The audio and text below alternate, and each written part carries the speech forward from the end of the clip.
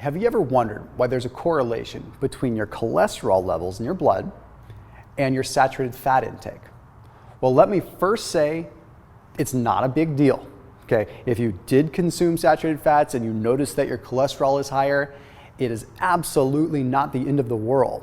There is a logical explanation for it, and that's exactly why I want to do this video. My name is Thomas DeLauer with Keto Mojo, and I help you understand some of the intricacies of the ketogenic diet and what you might see on your blood work. All right, here's the thing. Inside our liver, we have these things called receptor cells, and they are LDL receptor cells. So what that means is they're like little docking stations for LDL. LDL is not cholesterol itself. It is a carrier of cholesterol. So like I've talked about in other videos, it's like a boat that carries triglycerides and carries things. So it's not an actual cholesterol itself. It's a boat. And this LDL boat needs to dock at specific stations. And our liver has multiple stations for LDL to dock at. It just so happens that when we consume certain kinds of fats, it makes it so that those docking stations are inactive. It deactivates them. So what that means is for a temporary amount of time, we have higher levels of LDL cholesterol floating around in the bloodstream because it doesn't have a place to dock. Is it bad? Absolutely not. It just means for a moment in time, whenever it is that you're getting your blood work done or whatever, you might notice a higher level of LDL. But here's where things start to get interesting. Not all fats are created equal. Now, I'm not sure if you know this, but saturated fats can have different lengths of carbon chains. Now, what that means is some saturated fats take longer to digest than others.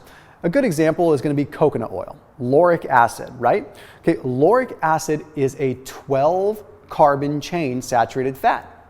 But then you go to the other end of the equation and you look at something that is high in what is called stearic acid, okay? Maybe some macadamia nuts or another kind of saturated fat.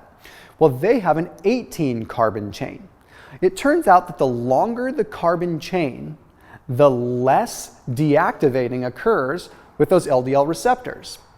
Simply put, coconut oil might make it so your cholesterol levels jump up a little bit simply because it deactivates more receptor cells, whereas the 18 carbon chain, like stearic acid from macadamia nuts, might make it so that your LDL levels don't change that much, right?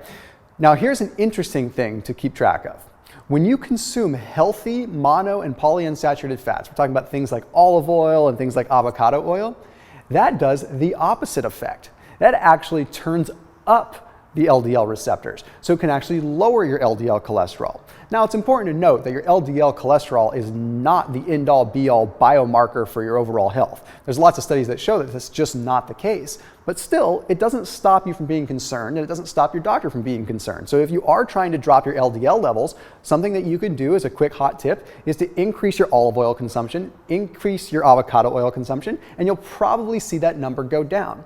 Anyhow, all of these are little tips and tricks that you can utilize on the ketogenic diet, or at least to develop an understanding of why your blood markers might be what they are. And speaking of blood markers, probably the one that you want to pay attention to the most is going to be your ketone levels. And that's exactly why I'm standing here with Keto Mojo, the gold standard when it comes down to blood ketone monitoring. So make sure that you're testing your ketones frequently. That number more likely is going to be more important than the ever so fluctuating numbers that you might see on a cholesterol lipid panel. So as always, keep it locked in here with Keto Mojo, and we'll see you in the next video.